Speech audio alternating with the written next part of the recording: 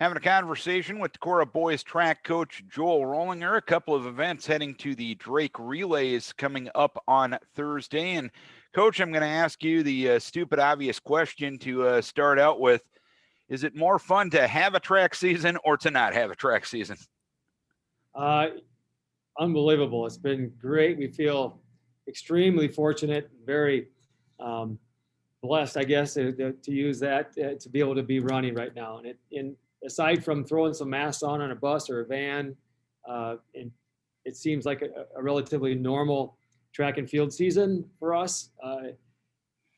Even the Mother Nature even cooperated and canceled a meet on Monday for us, so it's very normal. No doubt about it. But you do have a couple of events heading to the Drake Relays, but obviously Drake with a little bit different of a format this year, with all of the events taking place on Thursday for the high schools and most of the events being timed finals. Does that change the approach to Drake at all, or is it just a case of, hey, we got an opportunity to run on the big blue oval already? No, I think it gives you, one of the things that you miss out on is that elite athlete experience, to be able to see those, those future Olympians and past Olympians and just outstanding college athletes. We're going to miss out on that 3-day extravaganza for the kids to see. But it's still a big meet experience on a beautiful venue. And so we approached it. Let's try to qualify the things we would normally qualify on any given year. We're going to try to load this up and see what happens. The only thing is, the 4x1, which we qualified, they dropped it from 96 qualifying teams to 48. So we were fortunate enough to be involved in that top 48, which we felt good about. And that 4x1 team, what's made them click to this point in the season? Well, we've had pretty decent handoffs with that group of 4 guys, and they seem to mesh that way pretty well. And they've got some speed. That's kind of, to say that in Decorah in the same sentence is sometimes a little bit strange, but we do have a little speed this year, and so it's nice to see that. So we are in Heat 2, Lane 8. So going into that second heat, we'll have the slowest qualifying time. But as I told the guys last night, we're not going to be the slowest qualifying time in that heat. We're going to improve on our seed, and we're gonna come out with a little bit of time to go.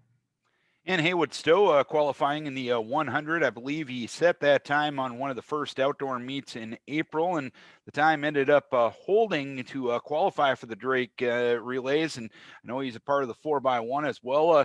What's made it a successful season to this point for Haywood? Well, he, first of all, he's got just that innate speed. He's, it's natural. He's just, as Coach Wilharm said, you can't coach speed. He's got some speed, which is great. His starts are really, even all the way starting back when we had him in the 60 of the Dickinson Relays. I videotaped it, and it's just, wow, his start was really outstanding. So that's been a key for him as well, as excellent starts. And he's excited because he's really close to our school record in the 100. It was, I think, set in like 1929 when they had, who knows whether that was a full 100 meters or whether I was 100 yards, but what kind of stopwatches they had. So he's about 0.03 of a second, I think, away from that particular record. So I know he's got that in the back of his mind as well. And when you're going against some of the top 100-meter runners in the state of Iowa, there's a good chance on good weather that maybe you can get that done. And it looks like it's going to be pretty good weather. I know they had some snow in Des Moines earlier this week, but Thursday looking pretty good, knock on wood.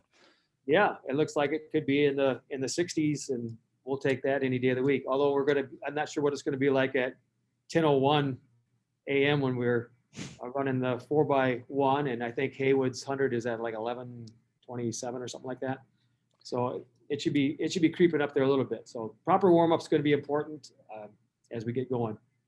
And those are the 2 events that are qualifying for Drake and going to compete in Des Moines on Thursday. But overall, your development as a overall track team, how much better are you now as compared to when you got going back in March? Well, some of that meet day organization and meet day preparation that we didn't have coming in. It was a little different, not having, we have 2 grades, 9th grade and 10th grade, that have never experienced what we do at a high school level for a track meet. So those juniors and seniors kind of had to lead by the hand, and we had to kind of lead by the hand. Here's how we do things. This is the way we do it. And so it took a little bit. And, as far as being where you're supposed to be, the check-in, the hip numbers, all that was a little more learning, because you're doing it with 2 grade levels basically. And some even at the junior level, we got some new kids out that have never run track and field. So having them understand that protocol was a learning curve, and they've gotten better at that as well as an overall team.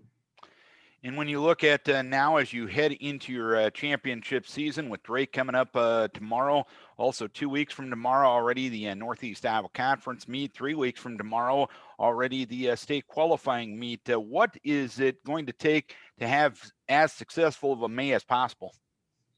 Well, we're going to have to keep everybody obviously healthy, and we've got to continue coming together and finding out, what's going to be the best for us. For example, the Northeast Iowa Conference meet, what's going to be our lineup that's going to score us the most possible points we can get. Then as we head into the state qualifier, obviously you're looking at what events can we really excel at down in Des Moines at the state meet. So the two different types of looks at those championship type of meets. One, maximum point total. The other one, what can we do fairly well down there? What's our best chance of, number one, making it there, but also doing well when we're down there.